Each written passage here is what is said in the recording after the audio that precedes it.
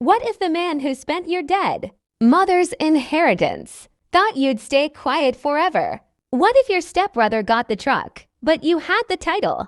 What if they shoved you aside, bruised your spirit, and assumed you'd walk away? My name is Savannah Ellison, and I once swore I would never set foot in Idaho Falls again. But life loves irony. 10 years later, I drove my modest Seattle sedan back down, 1 to 15 with the Grand Tetons rising in the distance like solemn headstones. This time, I wasn't returning for reconciliation.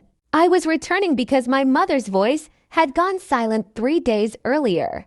Grief is strange. It doesn't always come with sobbing. It can be a quiet, electric hum that rewires everything you thought you understood. I deal in code, logic, verifiable data. But death, family, that's a corrupted algorithm you can never debug. The house was exactly the same. A 2-story clapboard with peeling paint and a porch swing that had always creaked like it was complaining about the weather. It stopped being my home the day my mother married. Frank Delaney, a retired master sergeant built from rigid rules and resentment. Compliance was his religion. I had never been enough of a believer. He was waiting on the porch, beer dangling loosely from his hand, pale eyes cold. "Took you long enough," he said. It wasn't hello. It was an accusation. Inside, video game gunfire rattled the walls. Trey, his 26-year-old son, was somewhere inside still chasing digital high scores. The only thing he ever truly committed to. The house smelled like stale beer fighting my mother's lavender air freshener. It broke something in my chest. Her glasses were still on the side table. Her book still open to the middle. A life interrupted mid-sentence. The day's fluid funeral arrangements. Sympathy from people who didn't know me anymore. And a cold, mechanical efficiency from Frank. But it was in Mom's little officer's sanctuary that I found it. A lockbox. A manila envelope. My name written in her graceful, looping script. Inside was her will. 6 months old. Crystal clear. She had sold the last of my grandparents' farmland for $230,000. Every penny was meant for me. And so was her most beloved possession, her 2021 cherry red Chevy Silverado. No mention of Frank. No mention of Trey. For the first time since she died, cares finally came. This wasn't money. This was my mother protecting me with her last breath. Her final fierce act of love. And Frank had never breathed a word about it. The funeral. The Idaho sky was brutally blue. The wind carved through my dress like a blade. When I saw it gleaming near the cemetery gate, I stopped breathing. Mom's red Silverado.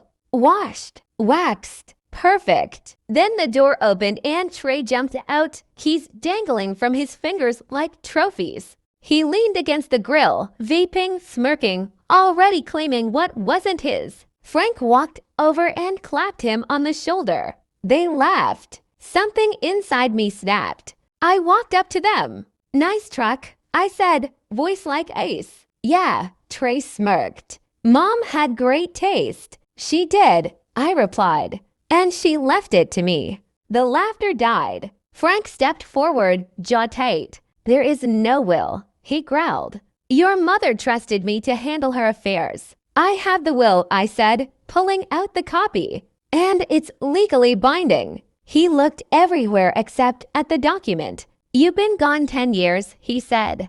"You don't get to come in and take things." And with that, they walked off, Trey tossing the keys to the Silverado in the air like confetti. Everyone saw. Everyone stayed silent. The confrontation. Back at the house, when the last guest was gone, I turned off Frank's blaring TV. "We're talking about this," I said. He stood, puffing himself up like a bull trying to intimidate a matador. "You weren't here," he snarled. "We were," Trey was. "We're her family." My mother's final wishes aren't up for debate. Then the roar of an engine tore through the tense air. Trey pulled into the driveway on a brand new motorcycle, sleek, expensive, black and red. Frank practically beamed. Trey swaggered inside.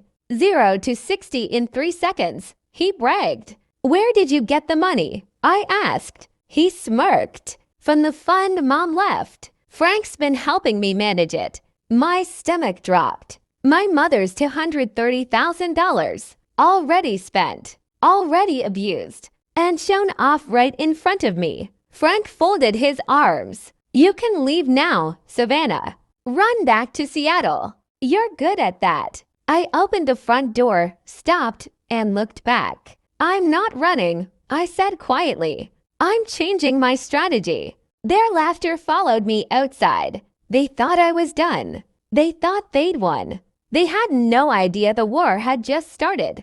The search for proof. I knew my mother. I knew her habits, her meticulous organization, her quiet resistance. And I knew she kept a small fireproof safe in the garage, her just-in-case box. The next morning, I walked straight to the side door of the garage, unlocked, as always. The shelves were stacked with memories, my school projects, Christmas ornaments, old photo albums Frank never touched. And behind a box of canning jars and gardening magazines, I saw it. A small, heavy metal safe. My pulse kicked hard. This was what I needed. The bank statements, the escrow records, the sale documents, the irrefutable truth that would unravel their entire world. I pulled the safe free, and for the first time since I arrived in Idaho, I felt something new. Power.